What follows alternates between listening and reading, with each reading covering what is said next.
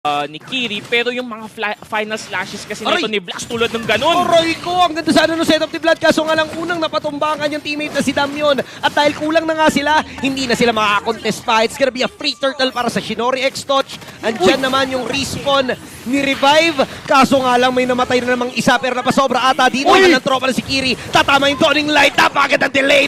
Hindi sila pwede pumilit.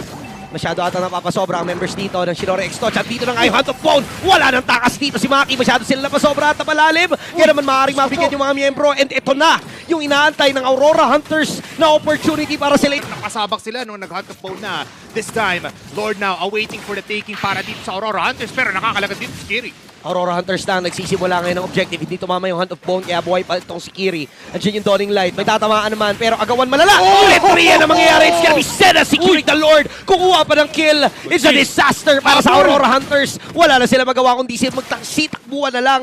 Dahil talaga namang nabawasan na ang kanilang mga miyembro. Ubus na napag-grab-grab na itong si Damyon, pero parang wala na itong magagawa dahil hindi naman hinihit ng mga teammates ng Shinori yung nakapitan niya. Damage check na nakita dito for Senna, pero nga kasi parang hindi ata naging sapat yung damage, pero nangyayari ata dito sa may Lord Take.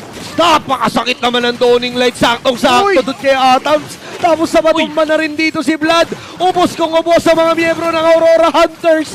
Hindi na pinansin ng Shinori X-Touch yung Lord dahil yung mga heroes na ang kanilang huntingin. Nabigyan man yung dalawang miyembro nila, pero sa ngayon, sila'y lamang na lamang at wala ng takas.